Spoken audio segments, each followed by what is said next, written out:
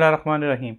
Dear students of second year, Federal Board National Book Foundation, Physics, हम पढ़ रहे थे chapter number 17 simple harmonic motion. हमारा आज का टॉपिक है फेज। पीछे हमने जो है वो 17 चैप्टर में जो पिछली हमने पढ़ी है उसमें हमने इंस्टेंटेनियस डिस्प्लेसमेंट पढ़ा था। ठीक है, instantaneous displacement of the point executing simple harmonic motion.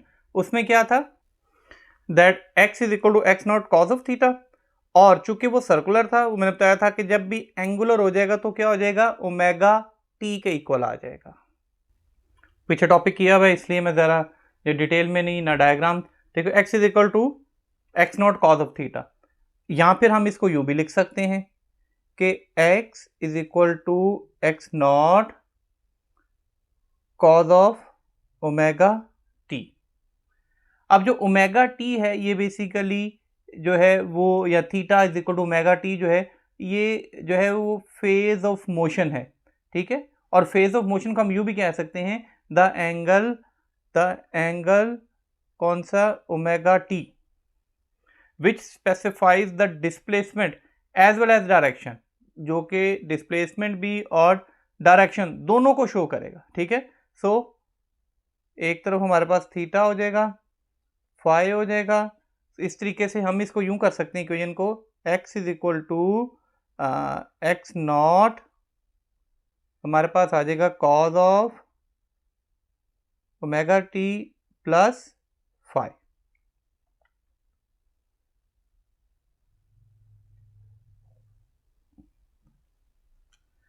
अब यहां पे जो फाई है वो बेसिकली इनिशियली तौर पे फेस है। ठीक है, जो इनिशियल फेज उसका लिया जाता है, phase initial phase of oscillation जहां से स्टार्ट हो उसको जो है हम फाई कह रहे हैं। अब यहां से देखते हैं हम when phi is equal to 0, यानी कि इस इक्वेशन में अगर फाई 0 से हो तो। अब ऐसी सूरत में देखें ये फर्स्ट वन, ये हमारे पास जो नीचे है ये टी टाइम है और ये हमारी डिस्प्लेसमेंट है जो कि x है, x नॉट है, इनिशियल यहां से स्टार्ट हो रही है। ठीक है, ये ऊपर x है और नीचे जो होगी वो क्या हो जाएगी, ऊपर x नॉट है, नीचे क्या हो जाएगी माइनस एक्स नॉट। वो ऊपर पॉजिटिव है नीचे नेगेटिव है। तो यहां पे देखें पहली बार टाइम यहां से कौन सा आ रहा है, t is equal to 0, then second one जो है ये t/4, then t/2, then 3t/2 and then t।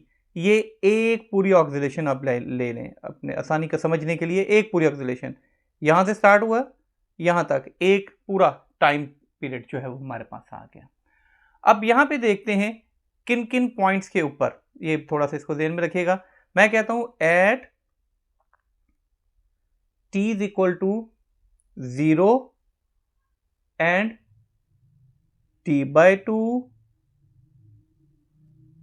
And t, हमारे पास जो है वो t0, t/2 और t, इसके ऊपर जो कॉरस्पॉन्डिंग थीटा बनेगा, थीटा है जो एंगल बनेगा वो क्या होगा। अब इसको समझने के लिए आप ना एक सर्कल को ज़हन में रख लें।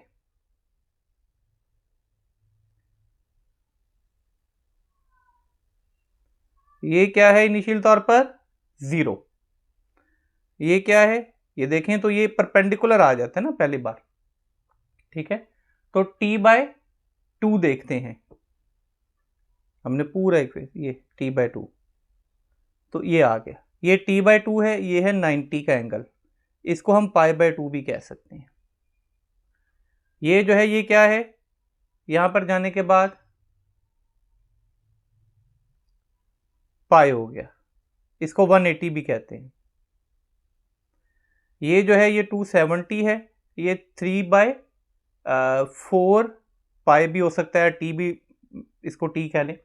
ठीक है, और ये जो है वो 2t या फिर 2 पाई के इक्वल हो जाएगा पूरा एक राउंड जो है। तो ये जो है वो एक स्ट्रेट लाइन बनेगी, इसमें 180 तक हमने एक पूरा ले लिया। ऐसी सूरत में जो है पॉइंट्स जो है वो एक्सट्रीम पोजीशंस पे हैं। देखें यहां पे भी ये पॉइंट एक्सट्रीम पे है, ये मिनिमा ये नेगेटिव का एक्सट्रीम है, ये भी मैक्सिमा का एक्सट्रीम पॉइंट है, मैक्सिमम पॉइंट यही है। और जो हमारा आ रहा है t/4 और 3/4t, यहाँ पे क्या है, थीटा के एंगल जो है ना वो ये मीन पोजीशंस हैं, बिल्कुल जीरो के साथ जो टच हो रही है ये मीन है, उसके बाद ऊपर जा रही है तो वो मैक्सिमा, नीचे जा रही है तो वो मिनिमा हो रही है।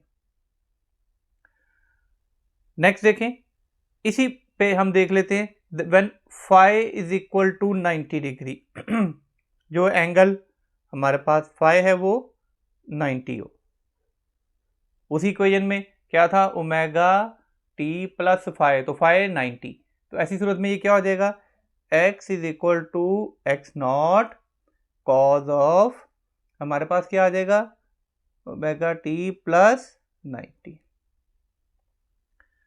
अब यहां पे देखते हैं हमारे पास जो है वो t इज इक्वल टू क्या क्या था, t हमारे पास था t 0 था, t/4 था, t/2 था, 3/2t और t रह गया था। अब ये देखें जब हमारे पास t 0 है और t t/2 है और हमारे पास 3/2t जो है ये मौजूद है, 3/4t हमारे पास ये मौजूद है, यानी 270 जो हमने यहाँ पे लिखा था ये इसके ऊपर। सो ऐसी सूरत में इसके कॉरस्पॉन्डिंग थीटास कौन से हो जाएंगे, देखें फाई, ठीक है, दूसरी बार t/2 क्या हो जाता है 90, π/2 t/2 ये 90 हो गया। अगली बार कितना आ जाएगा 2π क्या हो जाएगा 180 हो जाएगा, इसकी जगह 180 पुट कर देंगे। अगली बार जब 180 हो जाएगा तो ऐसी सूरत में फिर हमारे पास जो है ना वो 180 में नेक्स्ट आ जाएगा जो कर्व है ये, इसके बाद ये आगे की तरफ ये वाला कर्व आ जाएगा, ये हमने यहाँ तक अभी किया, उसके बाद ये अगला वाला कर्व जो है इसकी बात करेंगे, ठीक है। तो वो भी ऐसे ही हो जाएगा कि वो जो 90 है ये दोनों जो है वो मीन पोजीशन हो जाएंगी, ये एक्सट्रीम पोजीशन हो जाएगी, ये मैक्सिमा का हो जाएगा, ये मिनिमा का वो माइनस में चला जाएगा, ठीक है। सो जो कर्व हो जाएगा यहाँ से अगर हम इसको जो है वो कह लें कि नेगेटिव की तरफ, ठीक है। So when the phase difference between two oscillation system is 180, ठीक है, जब दोनों के दरमियान जो है वो 180 का हो जाएगा, वो जो है वो ऑक्सीलेशन आउट ऑफ फेज कहलाती है। और जब वो फेज डिफरेंस दोनों के दरमियान में 0 से लेके 360 तक पूरा एक जो है 0 360 से आ जाएगा तो ये जो है वो ऑक्सीलेशन फेज में कहलाती है, ठीक है। 0 से यहाँ तक जितनी भी आएंगी 360 तक वो क्या आ जाएंगी, वो फेज में हो जाएंगी। और अगर वो 180 से तक जो है वो लीड कर रही होती हैं यहाँ तक, ठीक है, तो वो आउट ऑफ द फेज कहलाती हैं। नेक्स्ट देखें, graphical representation of displacement, velocity and acceleration of simple harmonic motion. अब ग्राफिकल जो हमने बनाया है सेम वही है, प्लस है, माइनस है, पॉजिटिव, नेगेटिव। देखें तो graphical representation of displacement, velocity and acceleration of a body executing simple harmonic motion जो है इसमें कहते हैं the displacement of the particle executing simple harmonic motion is given by the expression, वो हमें पता है, x is equal to x naught cos of omega t. कहते हैं at maximum value of displacement the particle is x naught, कि जब वो maximum है ये एक्स नॉट है, ये पहले बता दिया मैंने। The velocity of the particle executing simple harmonic motion is given by the expression. अब हमारे पास ओमेगा टी की जगह पे हम ये टाइम है, तो वो पीछे वाली इक्वेशन के मुताबिक वेलोसिटी कैसे फाइंड करेंगे, v is equal to x naught, ये हमारे पास है equation 1 minus cos square in under root. अब ये पिछले भी में किया था, 1 माइनस कॉस स्क्वायर क्या होता है, साइन का स्क्वायर, तो साइन का स्क्वायर अंडर रूट से कट गया तो बाकी हमारे पास रह गया v is equal to x naught omega sine of omega t के इक्वल हो जाएगा। कहते हैं the velocity of the particle is maximum at v is equal to, अब जब इसका अंडर रूट लिया जाएगा तो प्लस और माइनस में आएगा, मतलब प्लस और माइनस में इसकी मैक्सिमम हो जाएगी, चाहे पॉजिटिव में नेगेटिव में दोनों सूरत में मैक्सिमम मिनिमम पॉजिटिव में वो मैक्सिमम होगी at the mean position and 0 at the extreme position, ठीक है। मीन पोजीशन पे मैक्सिमम और एक्सट्रीम पोजीशन पे 0 हो जाएगी। अगर हमने एक्सेलरेशन करनी है, the acceleration of particle executing simple harmonic motion is given by the expression, और अगर एक्सेलरेशन करनी तो वो बराबर होती है माइनस ओमेगा का स्क्वायर एक्स, और हम यहाँ पे जो है वो x की जगह पे क्या पुट कर देंगे, x naught cos of omega T, तो आ जाएगा माइनस ओमेगा का स्क्वायर, इसकी जगह पे आ जाएगा x naught cos of omega t के इक्वल आ जाएगा।